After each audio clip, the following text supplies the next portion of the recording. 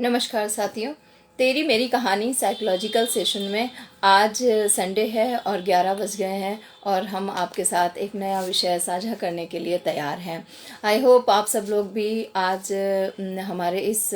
जब सेशन को देखेंगे तो बहुत सारे ऐसे बच्चों से संबंधित जो इश्यूज़ हैं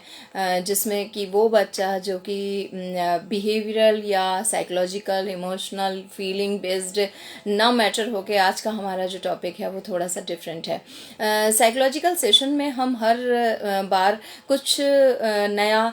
विषय चुनते हैं और उसका जो चुनाव होता है वो आपके द्वारा भेजे गए कुछ मैसेजेस या आपकी प्रॉब्लम्स से ही रिलेटेड होता है। अभी तक जितने भी विषयों पर हम चर्चा कर चुके हैं, आई होप कि आप उसे बेटर तरीके से समझ पाए होंगे, अपने और अपने आसपास के लोगों को उससे लाभान्वित कर पाए होंगे। कोशिश कीजिए कि हमारे सेशंस के वीडियोस को ज़्यादा से ज़्यादा शेयर कीजिए और अपने जो आपके समस्याएं हैं, कमेंट्स हैं, वो हमारे हेल्पलाइन नंबर पर ज़रूर ड्रॉप करते रहिए। हमारा हेल्पलाइन नंबर है 9411731750। आपके जो भी समस्याएं और आपके सुझाव, आपके कमेंट्स हमारे लिए बहुत महत्वपूर्ण हैं, क्योंकि उसी के आधार पे हमारे जो साइकोलॉजिकल सेशन है तेरी मेरी कहानी उन कहानियों का हिस्सा बनते जाते हैं। तो आज की कहानी कुछ ऐसी ही है कि एक बच्चे से मुलाकात होती है और वो बच्चा बचपन में बहुत ही क्रिएटिव था और उसके बाद वो एक बहुत हाई लेवल की शिक्षा ग्रहण करता है और ऐसी शिक्षा इस क्षेत्र से संबंधित जिसमें कि हम ये कह सकते हैं कि शायद जहाँ पर हम सबको गर्व होता है। और अगर कोई भी बच्चा 95 या 96 97% के साथ अपने 12th को स्कोर करता है और उसके बाद वो डिस्ट्रिक्ट लेवल पर भी कोई अपना स्थान हासिल करता है और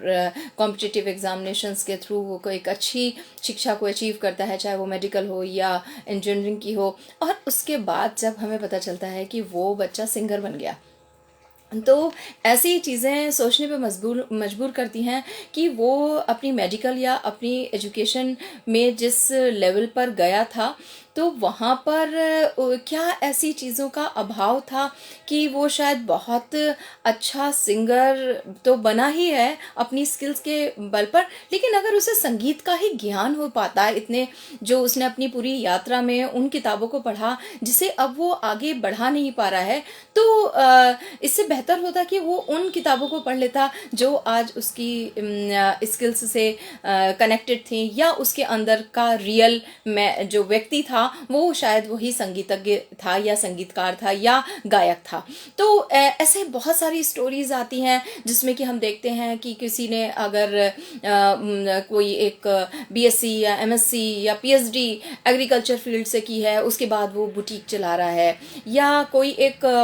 पीएचडी करने के बाद रिसर्च स्कॉलर होने के बाद वो किसी स्कूल में बीटीसी टीचर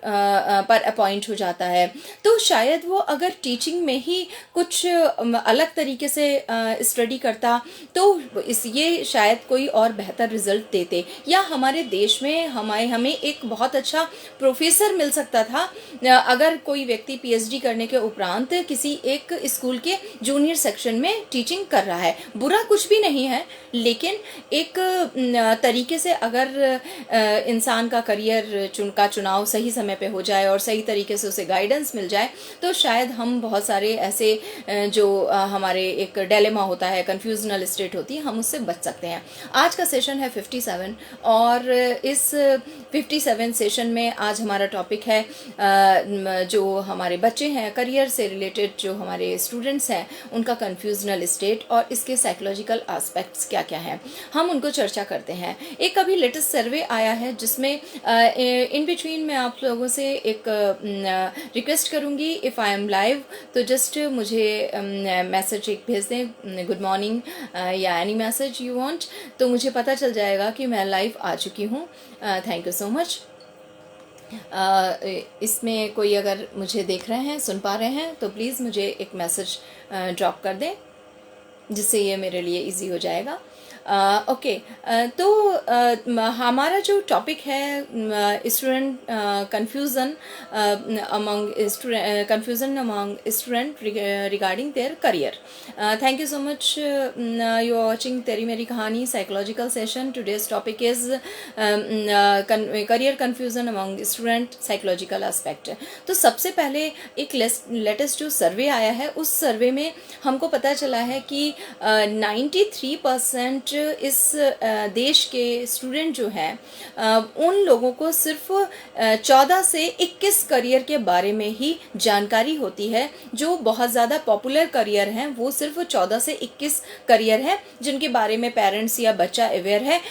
लेकिन उसके साथ साथ ये भी पाया गया कि 250 careers in India are available. तो बाकी सबके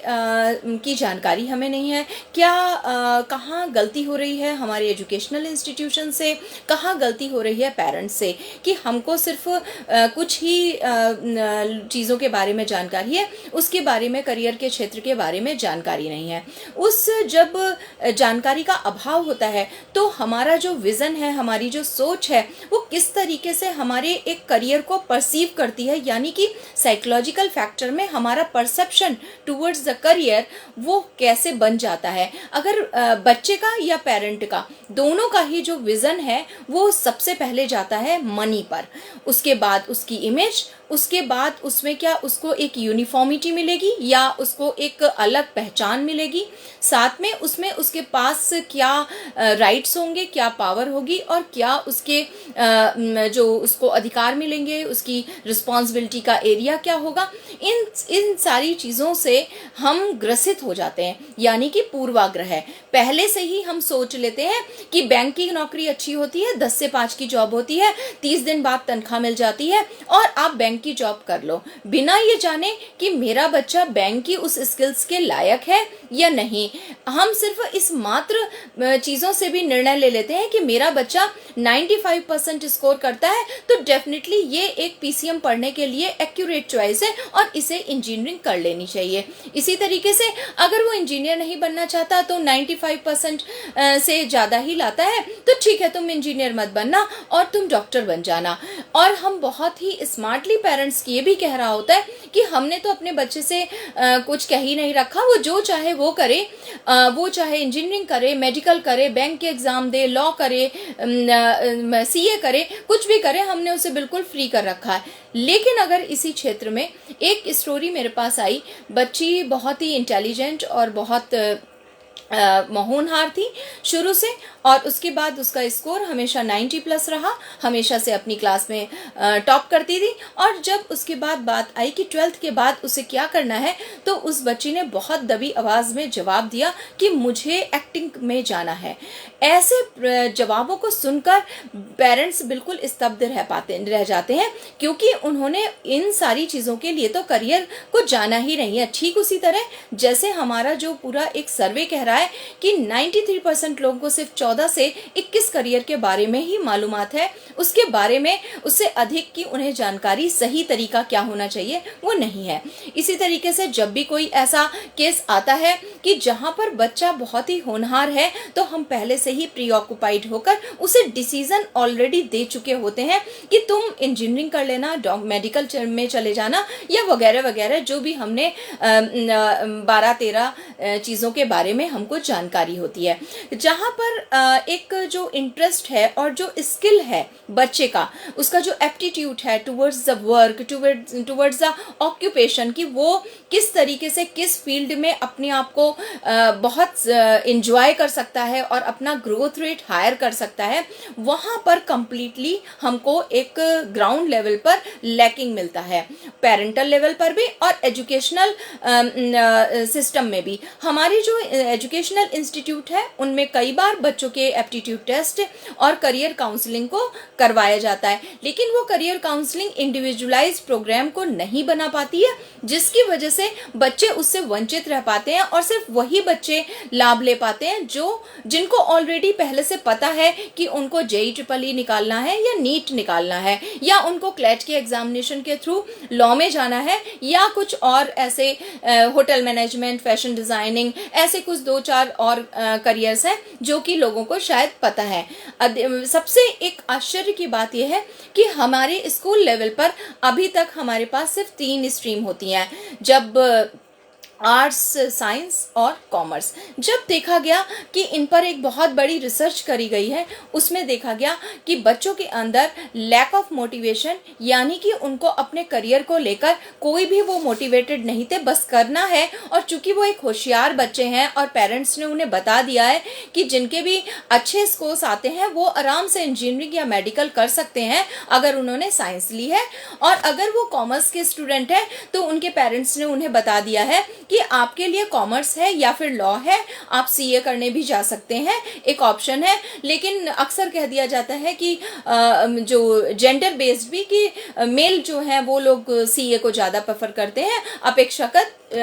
फीमेल जेंडर। तो वहां पर भी सारी चीजें पहले से ऑक्युपाइड हैं, प्री ऑक्युपाइड हैं पेरेंटल परसेप्शन की तरफ से। तो यहाँ पर सबसे ज्यादा जरूरत है कि जो स्टूडेंट का कंफ्यूजन है वो इसलिए है क्योंकि एक तरफ तो उसका पेरेंट उसको सारी चीजें पहले से ही ऑलरेडी तश्तरी में सजाकर परस चुका है, और साथ में बच्चे का द्वंद्व उसकी अपनी अंदर की स्किल्स और इच्छा इच्छा के साथ चल रहा है। तो कंफ्यूज वो करियर के लिए नहीं है, कंफ्यूज वो इसके लिए है कि वो खुद को चुनाव करे, अपने सेल्फ को जगह दे या अपने पेरेंट्स के परसेप्शन को, जो उन्होंने जिस चश्मे से दुनिया को देखा है, उसको लेकर आगे चले। अब यहाँ पर जरूरत है एक सामंजस्य की, वो सामंजस्य जो पेरेंट्स अपने परसेप्शन, अपने एक्सपीरियंस से अपने बच्चे के इंटरेस्ट और उसकी स्किल्स के साथ सामंजस्य बिठा सकते हैं, ना ही कि उसके रिपोर्ट कार्ड में हासिल हुए परसेंटेज को देखते हुए। तो अगर पेरेंट्स इस पूरे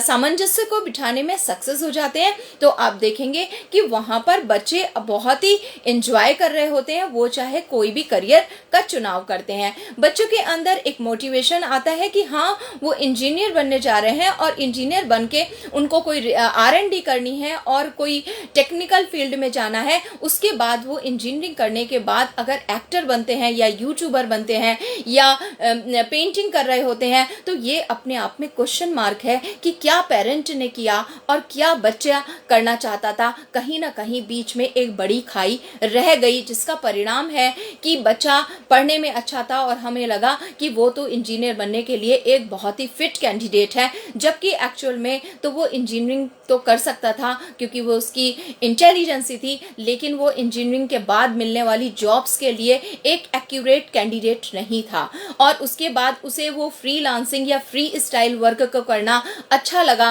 और वो शायद उसने सिंगिंग, पेंटिंग या एक्टिंग को चुन लिया, या वो यूट्यूबर बन गया। तो हमें अगर इस पूरे पार्ट को हम स्टार्टिंग से ही, जब बच्चा 8th और 9th में है,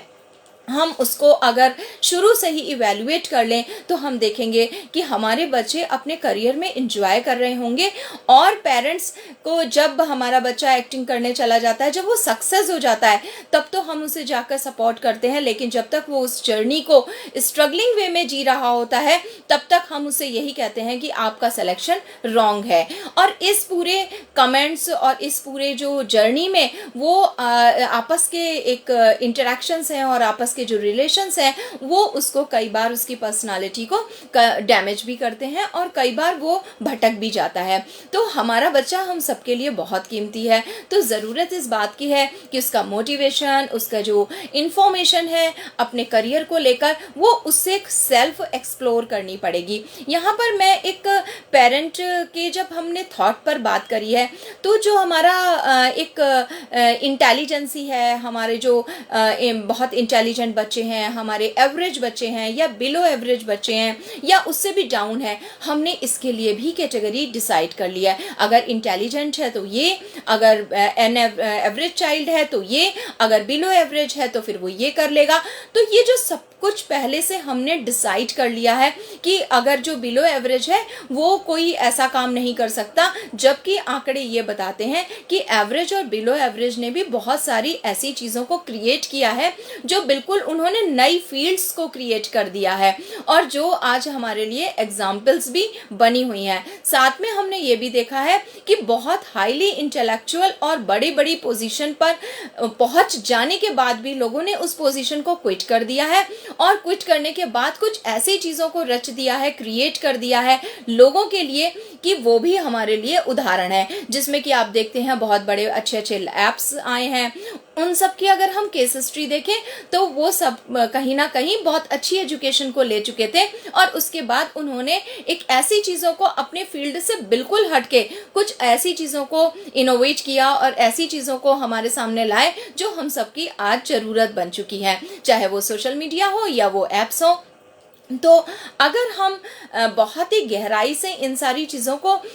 देखेंगे तो अब ये समझना ज़रूरी है कि अगर ये पेरेंट की और बच्चे के इंटरेस्ट के बीच में अगर लैकिंग होती है, बच्चा आपसे कह नहीं पाता क्योंकि उसे वो डरा हुआ होता है कि अगर नौकरी नहीं लगी तो, अगर मार्क्स नहीं आए तो, अगर मैं लाइफ में कुछ नहीं कर पाई या कर पाया तो इसलिए वो पेरेंट की एक वन साइडेड, एक शांत होकर अपने आप को दमित करके सुनता रहता है। जब वो अपने आप को दमित करता है यानी कि अपनी फीलिंग्स को, अपने इंटरेस्ट को, अपनी स्किल्स को दबा रहा होता है तो वहाँ पर उसको कुछ प्रॉब्लम्स आती हैं। वो प्रॉब्लम्स भी समझ लेनी बहुत ज़रूरी है जिससे कि हम समझ पाएँ कि अगर हमारा बच्चा कि इनमें से किसी भी तरीके के रिएक्शंस दे रहा है तो हम समझने की कोशिश करें कहीं ये करियर कन्फ्यूजनल स्टेट तो नहीं है, बच्चा उदास हो रहा होता है, बच्चे का एक नॉन सेटिस्फैक्ट्री रिप्लाईज होते हैं कि ठीक है ओके कर लेता हूँ या कर लेती हूँ, चली जाऊँगी,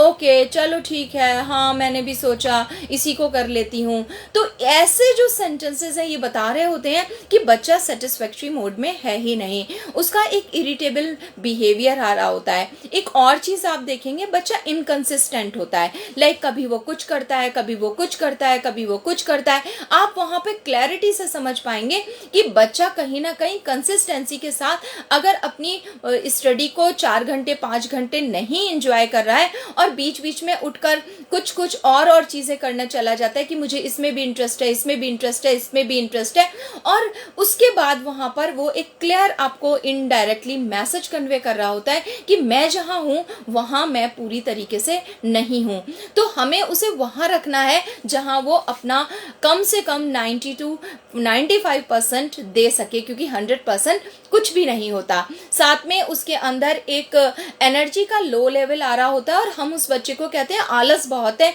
अपने कमरे से ही नहीं निकलता। सोशलाइजेशन अक्सर वो पुअर कर लेता है क्योंकि लोग उससे पूछेंगे कि तुम क्या कर रहे हो, तो वो कहेगा कि मैं पैरामेडिकल कर रहा हूँ। तो वो तो पैरामेडिकल में जाना ही नहीं चाहता था, वो तो चाहता था कि या तो मैं किसी और तरीके का कोई फील्ड लेता, क्रिएटिव फील्ड लेता, या मैं पैरामेडिकल तो बनना मैं करना ही नहीं चाहता था। मैं माइक्रोबायोलॉजी से एमएससी कर रही हूँ, माइक्रोबायोलॉजी मेरा इंटरेस्ट का एरिया नहीं था, मैं तो फैशन डिज़ाइनिंग करना चाहती थी, मुझे तो फैशन वर्ड अट्रैक्ट करता है। तो ऐसे बहुत सारी चीज़ें हैं कि हमको लगता है कि हमारा बच्चा माइक्रोबायोलॉजी से एमएससी करके कर लेगा और उसके बाद वो कहीं लेक्चरर बन सकता है या उसकी लैब में अच्छी जॉब्स लग सकती हैं। ये पेरेंटल विज़न हो सकता है क्योंकि पेरेंटल विज़न हमेशा अपने बच्चे को सेफ और सिक्योर करके चलता है। वो डरे होते हैं कि वो कॉन्फिडेंट नहीं होते, इनसिक्योरिटी उनके अंदर होती है कि उनके बच्चे को जॉब मिलेगी नहीं मिलेगी, कहीं उन्होंने जो अपनी लाइफ में स्ट्रगल किया वो उन्हें भी नहीं झेलना पड़ जाए। तो इसलिए उनके जितने भी डिसीजंस होते हैं उसके पैरामीटर एक इनसिक्योरिटी और एक डर के साथ होते हैं। तो ये जो डर है, ये जो इनसिक्योरिटी है, वो बच्चों को समझ में भी नहीं आती और बच्चे इस डर को अपने अंदर रखना भी नहीं चाहते और रखना भी नहीं चाहिए। तो यहाँ पर बच्चों के अंदर एक ओरिएंटेशन का लैक हो जाता है। जब बच्चों के अंदर एक ओरिएंटेशन का लैक हो जाता है तो बच्चे जो भी कहीं पर भी हैं, हॉस्टल में हैं, पीजी में हैं या घर पर हैं, तो वहाँ पर वो ओरिएंटेड नहीं रहते। यानी कि आसपास सफाई हुई है नहीं हुई है, मेरा नहाने का समय, मेरा खाने का समय, ये सारे सिम्टम्स किसी भी मेंटल हेल्थ की ओर इशारा नहीं करते, बल्कि इस ओर इशारा करते हैं कि बच्चा खुश नहीं है। बच्चा क्यों खुश नहीं है? क्योंकि वो जहाँ है वहाँ पूरी मर्जी के साथ नहीं है। तो आप अगर अपने बच्चे को पूरा 100% तरीके से चाहते हैं कि वो कम से कम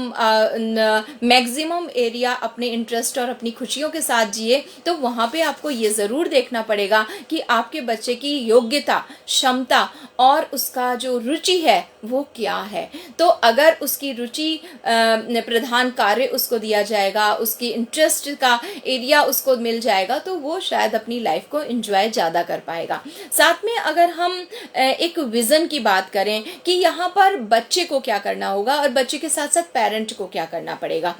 तो यहाँ पर मैं कुछ आप लोगों को टिप्स देना चाहती हूँ जो पेरेंट्स और बच्चों दोनों के लिए इक्वल हैं,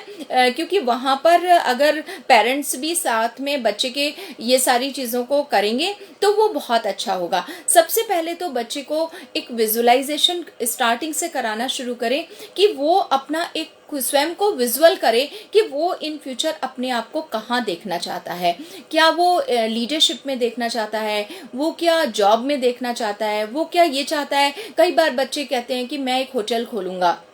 यानी कि आपका बच्चा एंटरप्रेन्योरशिप के लिए आपको इंडिकेट कर रहा है कि वो एंटरप्रेन्योर बनना चाहता है। तो हमारे लिए ज़रूरी है कि हम उसको सही मार्गदर्शन दें कि आगे के लिए उसके लिए रास्ते बने कि वो एंटरप्रेन्योरशिप में जा सके। अगर कोई बच्चा कहता है कि मुझे पुलिस इंस्पेक्टर बनना है, इट मीन्स कि बच्चे को एक यूनिफॉर्म चाहिए और यूनिफॉर्म के साथ एक पावर चाहिए जिससे कि वो लोगों के ऊपर एक लीडरशिप या लोगों के ऊपर रूल कर पाए या लॉ एंड ऑर्डर को एक तरीके से ले पाए और उसके स्ट्रक्चर सिस्टम में अपने आप को देखता है। कोई बच्चा कहता है कि मुझे आर्मी में जाना है या मुझे पायलट बनना है, इट मीन्स कि बच्चे को यूनिफॉर्म अट्रैक्ट कर रही है और बच्चा कहीं ना कहीं किसी डिसिप्लिनरी एरिया में जाना चाहता है। तो आप बच्चा स्टार्टिंग से अपने आप को विजुलाइज करे कि वो अपने आप को कैसे देखता है। कई बार बच्चे कहते हैं कि जब वो 8th 9th या 10th में होते हैं तो बच्चे कहते हैं कि हमें तो एक स्कॉर्पियो खरीदनी है और नेता बनना है। इट मीन्स कि बच्चा लीडरशिप की तरफ जाना चाहता है। तो हम अगर देखते हैं कि हमारा बच्चा बहुत अच्छा वक्ता है, हमारे बच्चे के अंदर एक मैनिपुलेशन अच्छी तरीके से उसको आता है, चीज़ों को हैंडल करना अच्छे तरीके से आता है, हमारा बच्चा लोगों को अट्रैक्ट कर पाता है, हमारे बच्चे के बहुत सारे प्रशंसक हो जाते हैं, उसके बहुत दोस्त बन जाते हैं, तो हमें ज़रूरी है कि हम उसे स्टार्टिंग से ही किसी ऐसे विंग में भेजें जहां से वो एक अच्छा नेता बन पाए। तो अगर हमारे देश को अच्छे नेता भी मिलते हैं तो भी क्या दिक्कत है, चाहे वो मेल हो चाहे वो फीमेल हो। लेकिन हम अक्सर ऐसे बहुत सारे करियर्स हैं जिनके प्रति हम डर जाते हैं और अपने बच्चे को वही सिक्योर और रटे रटाए 14 और 21 जो हमारा सर्वे रिजल्ट आया है उन्हीं करियर की तरफ पुश करते रहते हैं। तो वहां पर अगर बच्चे का रियलिटी ओरिएंटेड बेस्ड होना, अब बच्चा अगर कहता है मैं पुलिस में जाना चाहता हूं, तो हमें उसे बताना पड़ेगा कि आपको थोड़ा सा अपनी फिटनेस पे ध्यान रखना पड़ेगा, आपको डिसिप्लिन लाइफ जीनी पड़ेगी, आपको इंटेलिजेंसी के साथ भी उसके एग्जाम्स को क्वालिफाई करना पड़ेगा और उसे उसके बारे में पूरा एक एजुकेट करना, उसके साथ साथ उसके जेंडर आइडेंटिटी देना बहुत ज़रूरी है कि अगर आपकी बच्ची है या आपका बेटा है तो वहाँ पर उसे जेंडर आइडेंटिटी जरूर दीजिए कि तुम एक फीमेल हो या तुम एक मेल हो, तुम्हारे लिए इस वाली फील्ड में बिना डरे रियलिटी ओरिएंटेड जेंडर आइडेंटिटी की बहुत सारी ऐसी फील्ड्स हैं जिसमें कि फीमेल कहीं ना कहीं उसके लिए ऑब्स्टिकल आता है उस तरीके की जॉब्स को हैंडल करने के लिए। तो वहां पर हम उसे एजुकेट कर सकते हैं कि अगर आपको इस तरीके की फील्ड जॉब करनी है तो आपको अपनी फिटनेस पर ध्यान देना होगा। अगर आप अपने फिटनेस पर अपने आपको फिट नहीं रखते तो आप इस जॉब के लिए नहीं सेलेक्ट हो पाओगे। अगर कोई व्यक्ति कहता है मैं एयर होस्टेस बनना चाहता हूँ, अगर एक लड़की कहती है मैं पायलट बनना चाहती हूँ, तो वहां पर हमको उसकी फिटनेस से रिलेटेड उसको जरूर एजुकेट करना पड़ेगा कि अगर आप फीमेल हो तो आपकी फिटनेस का पैरामीटर ये होगा, अगर आप मेल हो तो आपकी फिटनेस का पैरामीटर ये होगा, आपका वजन, आपकी हाइट। वो अगर हम अपने बच्चों को 7th और 8th से ही बताना शुरू कर दें कि आपको अगर आप आर्मी में जाना चाहते हो तो आपको फिर टाइम से उठना, रन करना, आपके अंदर एक बॉडी में स्टैमिना होना, आपका थकना नहीं। हम जबकि इसकी जगह बच्चों को वो माहौल देने की जगह उसे पहले ही कह देते हैं तुम तो सोते रहते हो, तुम नहीं बन सकते, अरे तुम तो इतनी मोटी हो, तुम तो एयर होस्टेस बन ही नहीं सकती। हमें उसको मोटिवेट करना चाहिए कि if you want to become a air hostess तो आप अपने को स्लिम रखें, फिट रखें और अपनी हाइट पर कंसंट्रेट करें, क्योंकि वहां पर इन सब चीजों की जरूरत भी पड़ती है और इसके भी अलग एक स्कोर्स होते हैं। तो हमें अपने बच्चों को डिमोरलाइज किए बगैर उनको सपोर्ट करना पड़ेगा। जो करियर वो विजुलाइज करते हैं उसके प्रति उसकी कंप्लीट एजुकेशन अगर उनको मिल जाएगी विद द जेंडर आइडेंटिटी, तो वहां पर हम देखेंगे कि वो काफी खुश होके बिना कंफ्यूजन के अपनी लाइफ को एंजॉय कर रहे होंगे। तो आई होप कि आज का जो हमारा सेशन है वो सेशन फ्रूटफुल रहेगा और आप अपने बच्चों को बेहतर एक तरीके से उनके करियर के चुनाव में उनकी मदद कर पाएंगे और बच्चे स्वयं भी एजुकेट हो पाएंगे। जो डिफरेंट प्लेटफॉर्म्स हैं करियर के, उनको ऑप्ट करेंगे, उनको एजुकेट करेंगे, रियल डाटा कलेक्ट करेंगे कि एक्चुअल में सुनी सुनाई बातों में नहीं कि हमारा एक नेफ्यू था, उसने कोई भी ऐसी मैकेनिकल इंजीनियरिंग कर रही थी, फिर जॉब नहीं मिली, या उसने कोई ऐसे इंजीनियरिंग का स्ट्रीम कर लिया था, उसके बाद वो फिर जॉब नहीं मिली, अभी वो दुबई में कुछ अपना बिजनेस कर रहा है। इस तरीके की जो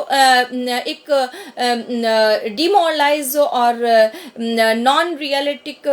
स्टोरीज होती हैं जिसे लोग नरेट करते हैं अपने सोशल कल्चर में, प्लीज ऐसी स्टोरीज से बचिए और अपने बच्चों को बचाइए। इन स्टोरीज को डाटा का हिस्सा मत बनाइए। ये रियल स्टोरी आपकी छोटे से एक एरिया में तो जस्टिफाई हो सकती हैं, बट इन लॉन्ग पर्सपेक्टिव्स इस तरह की स्टोरीज का कोई भी अपना एक वजूद नहीं होता। तो गो विद द गूगल और लोगों एक्सपर्ट एडवाइस लें, वहां पर अपने बच्चों की कुछ भी बहुत सारे ऐसे टेस्ट भी हैं, सभी जो भी साइकोलॉजिस्ट हैं, जो भी करियर काउंसलर्स हैं, उन सभी लोगों के पास अवेलेबल रहते हैं। राइट टाइम में अगर आप अपने बच्चों की करियर काउंसलिंग या उनके टेस्ट, एप्टीट्यूड टेस्ट को करवाते हैं, तो वहां पर वो एक्सपर्ट्स आपको एडवाइस कर सकते हैं, बता सकते हैं कि आप अपने बच्चे का चुनाव कैसे करें, और इवन दो आप अपने बच्चे को स्टार्टिंग से किन चीज़ों के लिए तैयार करें और उसकी कैसे एक लाइन ग्राफ करें जहां पर वो अपने ग्रोथ रेट को खुद देख सके कि मैं आगे बढ़ रहा हूं और अपनी लाइफ को एंजॉय कर सके। तो एलिमिनेट करने के लिए अगर हम आज बात करें कि एक कौन सा थॉट है जो कि आप एलिमिनेट कर दें, तो वो एलिमिनेशन का थॉट यही होगा कि आप अपने बच्चों का जो करियर है वो बाय डिफॉल्ट उसको डिज़ाइन ना करें, वो उसके इंटरेस्ट और उसके स्किल बेस्ड जो रियल उसकी एक्सपर्टीज़ हैं उसको बेस्ड होकर डिज़ाइन करें। तो आपका जो विज़न है, पेरेंट का जो तरीका है, वो बिल्कुल सही हो सकता है, लेकिन कई बार आपका जो बच्चा है वो आपसे एक भिन्न पर्सनालिटी है, एक अलग ब्रेन है, एक अलग मन है। उसकी रिस्पेक्ट करना, उसको जगह देना, ये बहुत ही ज़रूरी है। आई होप कि आज के सेशन में बच्चे और पेरेंट दोनों ही इंजॉय करेंगे और इसमें से जो भी चीज़ें आपके काम की हैं उसको ज़रूर ग्रैस्प करेंगे। Thank you so much for watching तेरी मेरी कहानी साइकोलॉजिकल सेशन, और इसी के साथ आपसे विदा लेती हूँ। और अब आगे फेस्टिवल का मोड है, हम एक हफ्ते बाद आपसे फिर मिलेंगे नेक्स्ट संडे में, और तब तक के लिए आप सब लोगों से विदा लेती हूँ। Happy Deepavali, happy Dhanteras, happy Bhaiya Dooj, और जितने भी फेस्टिवल्स हैं हमारे इंडिया के, उन सब की आपको बधाई। धन्यवाद, नमस्कार।